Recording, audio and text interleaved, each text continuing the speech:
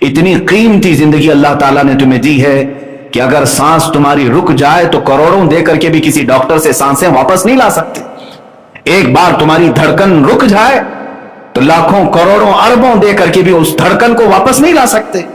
اتنی قیمتی لائف تمہارے ہاتھوں میں آج موجود ہے. لوگ یہ کہتے ہیں کہ فلاں نے مجھے دھوکہ دے دیا، فلاں نے میرے ساتھ چیٹ کیا.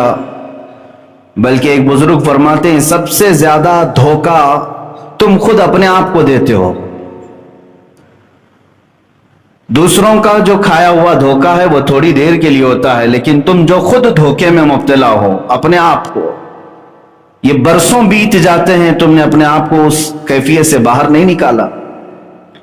کبھی اپنے جسم کی طرف دیکھو، یہ قیمتی جسم اللہ تعالیٰ نے تمہیں کیوں کر عطا کیا ہے؟ یہ ہاتھ و پیر کی نعمتیں، یہ آنکھ و زبان کی نعمتیں، یہ قوت سماعت، قوت بصارت، یہ تمام قوتیں جو اللہ نے تمہیں بنا کسی معاوضے کے دیا ہے، کیا یوں ہی دے دی گئی ہیں تمہیں؟ ان کا کوئی استعمال؟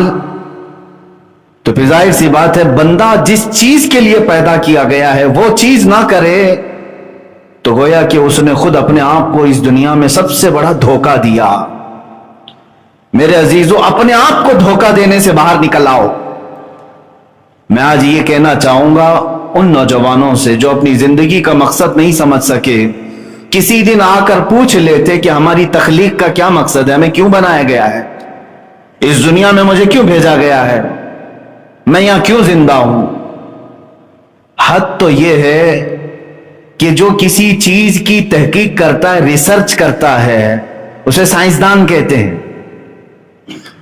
ایٹم پر تحقیق کیا، ذرے پر تحقیق کیا، زمینوں پر تحقیق کیا، آسمانوں پر تحقیق کیا. انسان نے کن چیزوں پر تحقیق نہیں کیا ہے؟ اور جس مادے پر انسان تحقیق کرتا ہے وہ اتنا بلندی پر جاتا ہے کہ دنیا اسے سائنسدان کہتی ہے، سائنٹسٹ کہتی ہے. اور اسلام سب سے پہلے تمہیں خود اپنے آپ پر تحقیق کرنا سکھاتا ہے. عزیزان گرامی، اسی لیے مشہور قول ہے من عرف نفسہ فقد عرف ربہ. جس نے اپنے آپ کو پہچانا اس نے اپنے رب کو پہچان لیا. خود اپنے متعلق سب سے پہلے معلومات حاصل کر لے کہ میرا بچپنا کیوں ہے، میری جوانی کیوں ہے، مجھے اگر بڑھاپا دیا گیا ہے تو کیوں ہے، میری سانسوں کا کیا حساب کتاب ہے، میں اس دنیا میں ساری سہولتیں کھا پی کر کے استعمال کر کے کیوں رہ رہا ہوں. کوئی تو مقصد ہوگا. مثال کے طور پر آپ کو اچانک کسی نے 5 اسٹار ہوٹل میں بلایا، وہاں پر طرح طرح کے کھانے لگے ہوئے تھے، بہترین روم ہیں، آپ گئے اور وہاں کے کھانے بھی استعمال کرتے رہے، وہاں کے رومز بھی استعمال کیے، وہاں کا پانی استعمال کیا، جو جو سہولیات تھی وہاں پر سب آپ نے استعمال کیا. لیکن کیا یہ آپ کا فرض نہیں بنتا کہ آپ کو دعوت کس کام کے لیے دی گئی تھی؟ وہاں پہ اس 5 اسٹار ہوٹل میں کوئی پارٹی تھی، کسی کی شادی، کسی کا ولیمہ، کسی کا عقیقہ، کیا تھا؟ کیوں بلایا گیا تھا آپ کو؟ کیوں بلایا گیا؟ ایک بڑے فنکشن ہال میں آپ کو کیوں بلایا جاتا ہے؟ آپ کو تو یہ معلوم ہی ہوتا ہے مجھے فلاں کی شادی میں بلایا گیا، ولیمے میں بلایا گیا، عقیقے میں بلایا گیا، منگنی میں بلایا گیا. آپ کو معلوم ہوتا ہے کیوں بلایا گیا ہے. بغیر آپ کو معلوم ہوئے آپ وہاں جا کر کے موج مستی کرتے رہیں تو آپ کو پاگل کہا جائے گا. اسے پتہ ہی نہیں ہے یہاں ہو کیا رہا ہے، صرف عیاشی کرنے کے لیے آ گئے. عزیزان گرامی وقار، تمہارے اس کائنات میں جلوہ گر ہونے سے پہلے اللہ تعالیٰ نے کیا چیزیں تمہارے لیے نہیں سجائی. یہ زمین کا مضبوط بچھونا، آسمان کا مضبوط چھت بغیر پلر کا، یہ کائنات میں سرسراتی ہوئی ہوائیں اور تمہارے لیے مفت سانسیں، تمہارے لیے پانی کی فراوانی، روشنی کا انتظام، سونے کے لیے الگ تمہیں نیند کے غلبے، بھوک لگے تو کھانے کی تمام چیزیں، یہ سب چیزیں مہیا کر دی گئی. تو تم آئے کیوں یہاں پر؟ اس کائنات میں کیوں آئے؟ کیا مطلب تھا، کیا مقصد تھا؟ اسی مقصد تخلیق کو قرآن کہتا ہے، سورہ زاریات کی آیت وما خلقت الجن والانس الا لیعبدون. اللہ تعالیٰ فرماتا ہے ہم نے جنات اور انسانوں کو صرف میری عبادت کے لیے بنایا ہے، اپنی عبادت کے لیے بنایا ہے. سمجھ میں آیا کہ ہمیں کائنات میں اللہ نے اگر بھیجا ہے تو اس کی عبادت کے لیے بھیجا ہے. عزیزان گرامی، اسی بات کو میں نے اس سے قبل بھی دہرایا تھا کہ انسان باقی ساری چیزیں کر لیا لیکن جس کا مقصد کے لیے وہ آیا تھا اسی میں وہ ادھورا رہ گیا.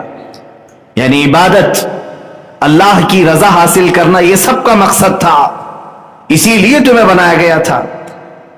اور آج بہت سارے لوگ یہ سمجھتے ہیں کہ یہ لائف بیکار کی چل رہی ہے اور اس کو اس طرح سے گزار رہے ہیں جیسے لگتا ہے کہ کوئی ہلکی پھلکی چیز تمہارے ہاتھ میں آئی ہے. اتنی قیمتی زندگی اللہ تعالیٰ نے تمہیں دی ہے کہ اگر سانس تمہاری رک جائے تو کروڑوں دے کر کے بھی کسی ڈاکٹر سے سانسیں واپس نہیں لا سکتے. ایک بار تمہاری دھڑکن رک جائے تو لاکھوں کروڑوں اربوں دے کر کے بھی اس دھڑکن کو واپس نہیں لا سکتے. اتنی قیمتی لائف تمہارے ہاتھوں میں آج موجود ہے لیکن اس کا مقصد نہ سمجھ کر کے اپنے آپ کو عیاشیوں میں اور بیکار زندگی میں گزارنا، گویا کہ انسان کا خود اپنے آپ کو دھوکہ دینا ہے. مجھے بتاؤ کتنے لوگوں نے اپنے آپ کو دھوکہ دیا؟ یہ تو جرم ہے دھوکہ دینا دوسروں کو، لیکن میں سمجھتا ہوں اس سے بڑا جرم اپنے آپ کو دھوکہ دینا کہ تم پیدا کس کام کے لیے کیے گئے تھے اور کر کیا رہے ہو آج. مجھے بتاؤ اے بچوں، جوانوں، کیا تمہاری راتیں اسی لیے بنائی گئی ہیں کہ تم رات بھر بیٹھ کر گیم کھیلو؟ کیا تمہاری راتیں اسی لیے ہیں کہ تم کسی بھی نکڑ پر بیٹھ کر کے گپیں لگاؤ؟ کیا تمہاری راتیں اسی لیے ہے کہ لوگوں کے عیب جوئی کرو؟ کیا تمہارے دن اسی لیے ہیں کہ تم اپنے طبیعت اور اپنی خواہشات کے لیے ڈانس بار، کبھی کلب، کبھی فلاں جگہ، نشے کے اڈے، تاش کے پتے، شراب کی بو، یہ تمام چیزیں زندگیوں میں ایسی لائی گئی؟ کیا آپ نے کبھی یہ سوچا کہ اسی لیے میں دنیا میں آیا ہوں؟ نہیں میرے عزیزوں، کسی اور نے نہیں، تمہیں اس راستے پر تمہارے نفس نے دھوکہ دیا ہے، اپنے آپ کو دھوکہ دے کر کے صراط مستقیم سے ہٹا دیا ہے. عبث نہیں پیدا کیے گئے، بیکار نہیں پیدا کیے گئے.